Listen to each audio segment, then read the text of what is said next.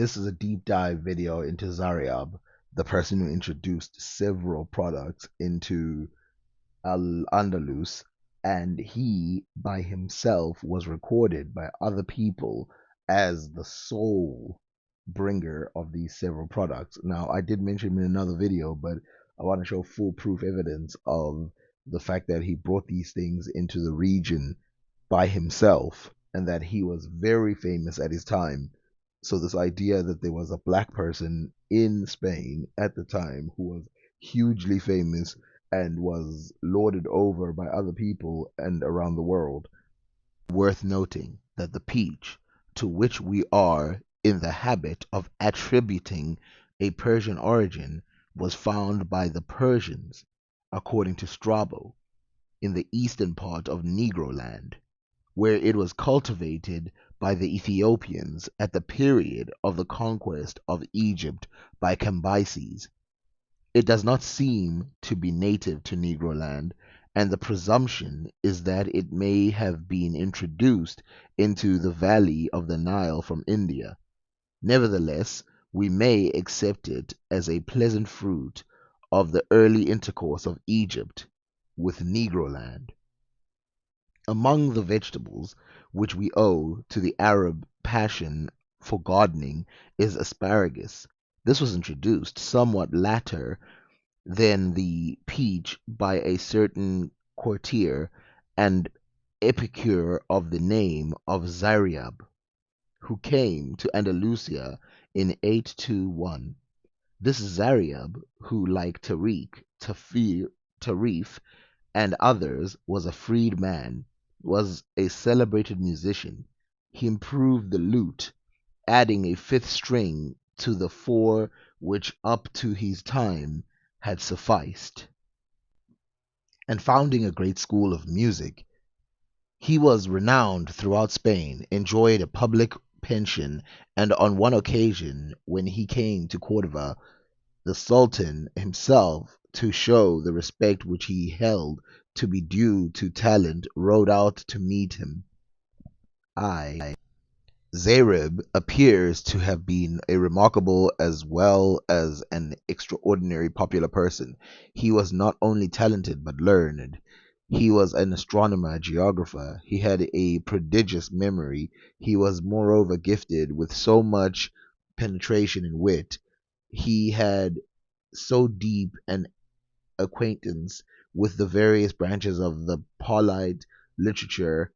He possessed in so eminent a degree the charms of polite conversation and the talent requisite to entertain an audience, that there never was either before or after him a man of his profession who was more generally beloved and admired. Kings and great people took him for a pattern of manners and education, and his name became forever celebrated among the inhabitants of Al-Andalus. Zayrab, who is worth noting individually as having been evidently a leader of fashion in the most civilized court of Europe in the early half of the ninth century, appears to have disdained no detail of daily life. Asparagus is not the only dish which he added to the menus of his day. He was fastidious about cooking and invented many good things. He also introduced the fashion of being served on a crystal instead of a gold or silver.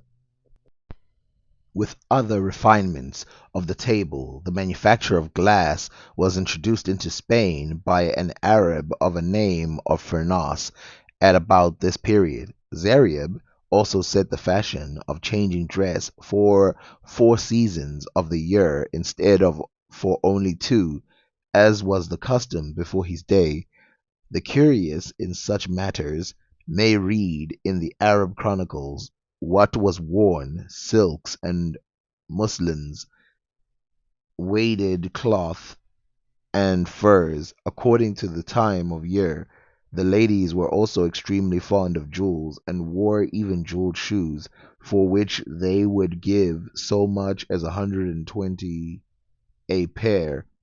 But in a dress, as in food, Zaryab specially valued the refinement of cleanliness, Before his time, the kings of Andalusia, we are told, used to have their clothes washed in water of roses and other garden flowers, the consequence of which was that they never looked quite clean.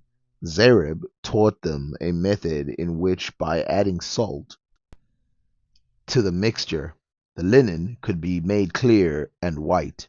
The Chronicle gravely records the experiment having been tried. Everyone approved of it, and Zayrib was much praised for the invention. It was the reputation of the Arabs that they were the cleanliest people upon the earth. In all that related to the person, beds, dress, and the interior of their houses. Indeed, we are told they carried cleanliness so far that it was not an uncommon thing for a man of a lower classes to spend his last coin on soap instead of buying food for his daily consumption, and thus go without his dinner rather than appear in public in dirty clothes. By way of contrast in habits, we may recall certain Irish earls who, towards the end of the Desmond Rebellion about 1581, are described as sleeping with their ladies and all their servants in a hall so dirty as to be not fit for a hog, while the only toilet that the ladies made in the morning was to get up and shake their ears. Zayreb flourished some 7 centuries before the ladies whose toilet was so simple. He was the contemporary of Egbert and Charlemagne. The contrast between Arab civilization and the civilization of northern Europe of that date is sharply accounted by the fact that while the literature of the Arabs was such as to remain for our instruction to this day, Charlemagne, the greatest monarch of the West, could not write. Spain, under the Arabs, truly deserved, as we have seen, its name as the noble repository of learning. One of the four principal things in which Cordova was said to surpass all other cities was the science therein cultivated. It was reputed to be the city of the earth where the greatest number of books was to be found. One of the Umayyad Sultan was so fond of books that he is said to have converted Andalusia into a great market whereto the literary productions of every clime were brought immediately for sale. He also collected round him and employed in his own palace the most skilful men of his time in binding, transcribing, and illuminating books. He amassed such a literary treasure as no sovereign before or after him, to the knowledge of his biographers, had ever possessed. It is said for him that he was so fond of reading that he preferred the pleasure of pursuing his books to all the enjoyments which royalty can afford. He himself wrote a voluminous history of Andalusia. His collection of books founded the great library of Cordova, which remained until the taking of the city by the Berbers in AD 1010. The catalogue alone consisted of 44 volumes.